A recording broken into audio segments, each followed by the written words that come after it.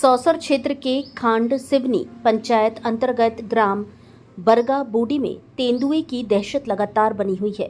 गांव के किसान अजय यमदे के खेत में बने पोल्ट्री फार्म पर तेंदुए ने हमला कर 3 दर्जन से अधिक मुर्गियों को अपना शिकार बना लिया। यह घटना फार्म में लगे सीसीटीवी कैमरे में कैद हो गई है। सबसे चौंकाने वाली बात ये रही कि तेंदुआ अगली ही रात फिर से पोल्ट्री फार्म में लौट आया, जिससे ग्रामीणों में भय का माहौल है।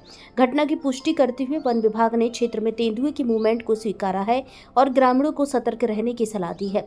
हालांकि विभाग ने यह भी साफ किया है कि पोल्ट्री जैसे निजी फार्मों में हुए नुकसान की कोई क्षतिपूर्ति का प्रावधान उनके नियमों में नहीं है। पोल्ट्री फार्म के मालिक किसान का कहना है कि तेंदुए के हमले से उसे आर्थिक रूप से भारी नुकसान हुआ है, लेकिन ना तो वन विभाग और ना ही प्रशासन से उसे क्षतिपूर्ति मिलने की कोई उम्मीद दिखाई दे रही है। जब किसान ने सौसर एसडीएम कार्यालय में संपर्क किया तो वहां से जवाब मिला कि उनके पास भी ऐसी किसी क्षतिपूर्ति की स्वीकृति देने का अधिकार नहीं है।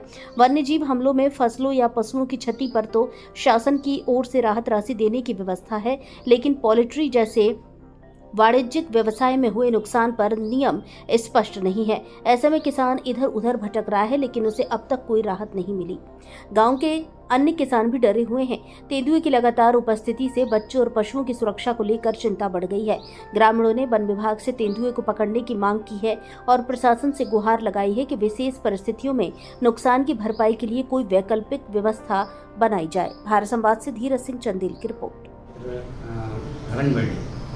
खांड सिवनी, तो इन क्षेत्रों में उसका मूवमेंट अभी बना हुआ है और वन विभाग के दल द्वारा लगातार दिन और रात्रि वहाँ पर गश्ती की जा रही है और ये सुरक्षा की जा रही है कि वन्य प्राणी द्वारा किसी भी मानव को कोई हानि न पहुँचे। सर, अभी जैसे मुर्गियाँ जो खाई है उसको लेकर क्या प्रावधान है?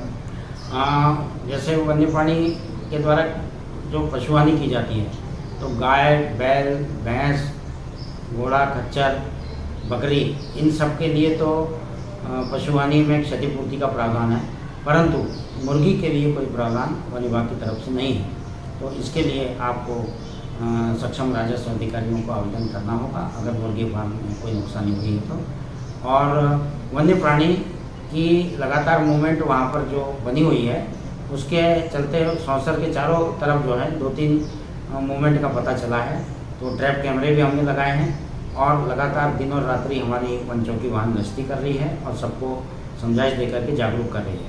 यदि वन्य प्राणी किसी को भी नज़र आता है रात में तो उसको अपने रास्ते जाने दें, उसको छेड़ें, जिससे वो मनुष्य को कोई हानि नहीं पहुंचाएगा।